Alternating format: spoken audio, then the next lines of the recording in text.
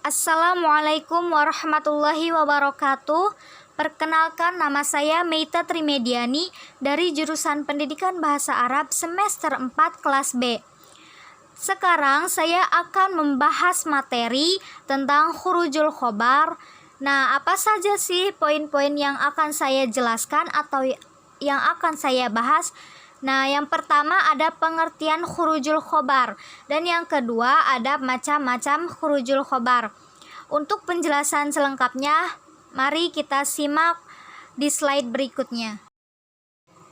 Pengertian khurujul khobar atau kalam khabari yang tidak sesuai dengan kondisi komunikan adalah penyampaian kalam khabar yang tidak sesuai dengan situasi dan kondisi penerima berita atau mukhotob. Jadi maksudnya adalah khobar dari konsekuensi kezohiran, artinya keluarnya khobar ini daripada yang semestinya, walaupun bahasanya cukup sulit, tapi intinya keluarnya khobar dari sifat aslinya atau dohir. Nah, sebelum kita menyampaikan berita, alangkah baiknya kita itu mengetahui kondisi atau keadaan penerima berita tersebut atau disebut mukhotob, dengan tujuan penyesuaian penggunaan kalam khabari agar berita yang kita sampaikan itu dapat diterima baik oleh penerima berita. Nah, itu adalah pengertian dari khurujul khobar atau kalam khabari yang tidak sesuai dengan kondisi komunikan. Macam-macam dari khurujul khobar yaitu ada 3. Yang pertama khurujul khobar tolabi, yang kedua khurujul khobar ibtidai, yang ketiga ada khurujul khobar inkari. Jenis khurujul khobar yang pertama yaitu khurujul khobar tolabi. Nah, khurujul khobar tolabi ini digunakan ketika untuk komunikan yang dalam keadaan belum tahu apa-apa atau lugu atau masih polos. Jadi khobar tolabi ini digunakan untuk komunikan yang dalam keadaan belum tahu apa-apa gitu atau masih lugu, atau disebut juga kholi az-zihni. Contohnya yaitu wala tukhatibni fil ladzina zalamu innahum mughraqun, dan janganlah kau bicarakan kepadaku tentang orang-orang zolim itu, sesungguhnya mereka itu akan tenggelamkan. Nah, alasannya itu komunikannya adalah Nabi Nuh. Ia pasti menerima apa yang Allah putuskan, namun di sisi Allah menggunakan taukid, seolah-olah Nabi Nuh itu ragu. Jadi maksud daripada ayat tersebut yaitu komunikannya adalah Nabi Nuh. Ia sebagai kholi al-zihni atau apa-apa yang belum tahu apa-apa atau yang masih lugu, karena ia itu pasti menerima apa yang Allah putuskan. Namun di sisi Allah itu menggunakan taukid, seolah-olah Nabi Nuh itu ragu. Hal ini dilakukan untuk memperkuat suatu pernyataan terhadap seseorang yang tidak tahu apa-apa. Nah, itu adalah maksud dari khurujul khobar tolabi. Yang kedua yaitu khurujul khobar ibtidai. Nah, khurujul khobar ibtidai ini digunakan untuk komunikan yang dalam keadaan ragu-ragu atau al-mutarodid.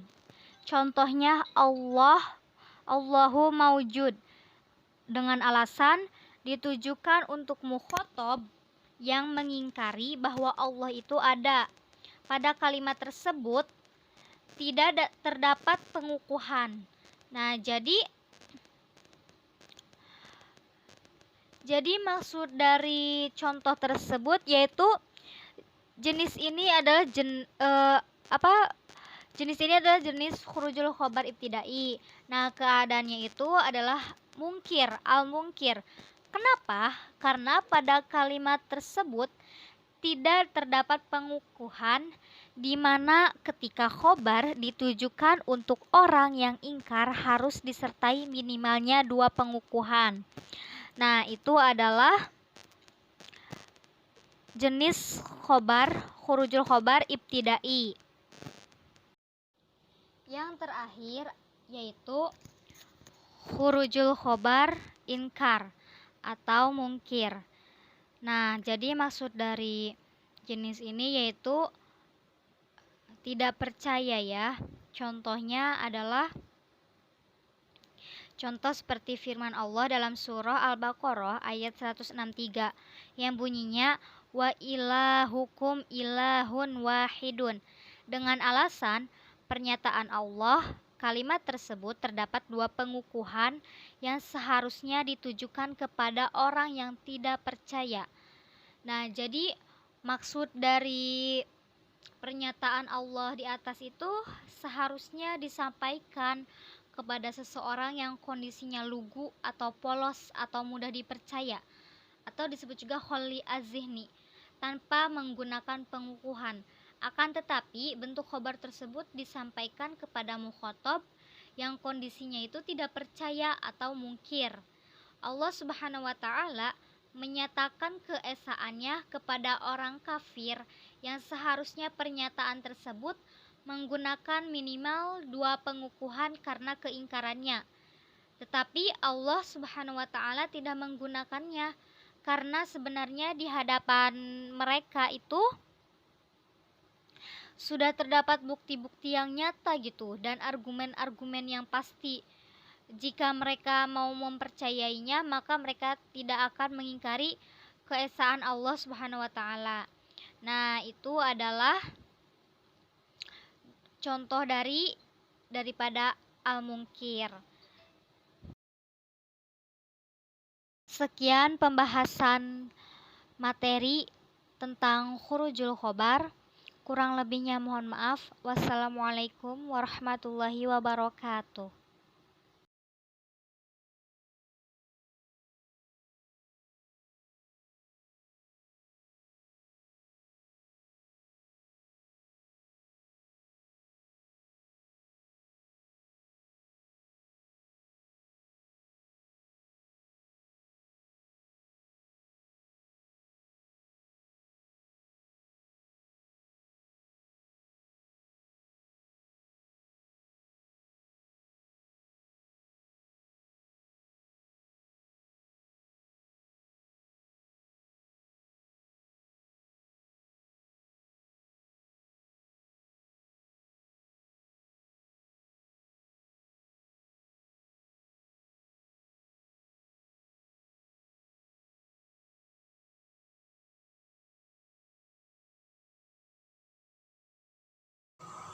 Yang keempat ada al-fakhru. Nah, al-fakhru ini artinya yaitu sombong.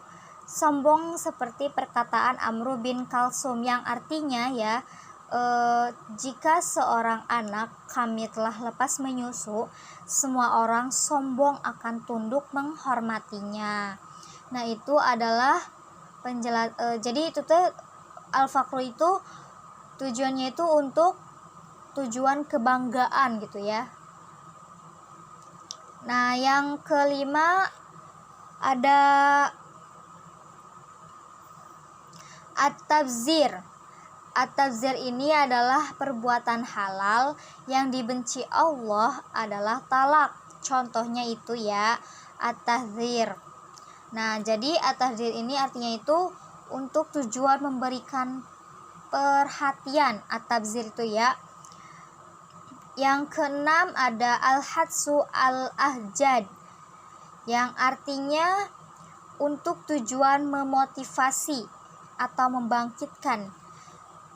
Contohnya seperti siapa yang bersungguh-sungguh maka akan memperoleh kesuksesan. Nah, itu adalah arti dari al-hadsu atau al-ahzad. Nah, yang terakhir ada al-mad. Al-mad artinya itu untuk tujuan memuji. Nah, itu adalah arti dari semua menurut konteks kalimat. Yang penjelasan terakhir yaitu ada menurut kondisi mukhotob. Nah, menurut kondisi mukhotob ini terbagi menjadi 3 bagian. Yang pertama yaitu khobar ibtidai, yang kedua khobar tolabi, yang ketiga ada khobar ingkari.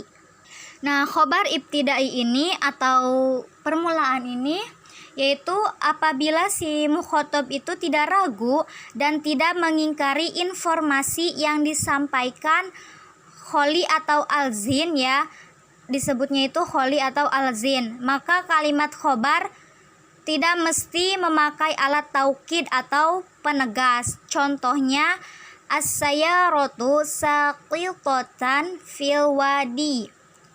Nah, itu adalah khobar ibtidai. Yang kedua yaitu khobar tolabi. Apa yang dimaksud khobar tolabi? Khobar tolabi ini tuntutan. Apabila si mukhotob berasa ragu, namun dia ingin sekali mengetahui hakikat informasi tersebut, maka sebaiknya kalimat disampaikan dengan memakai alat taukid agar hilang keraguannya.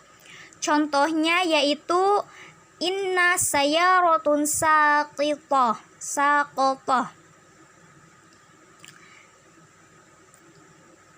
Nah, itu adalah contoh dari khobar tolabi. Khobar inkari. Khobar inkari adalah apabila si mukhotob mengingkari informasi yang disampaikan, maka wajib memakai satu alat taukid atau lebih sesuai dengan kuat dan lemahnya pengingkaran tersebut. Contohnya yaitu wallahu inna sayyaratu lisaqotoh. Nah, itu adalah penjelasan dari igrod min ilqa al khobar wa adribuhu wa tahlilaha fi nasusu al-Arabiyah.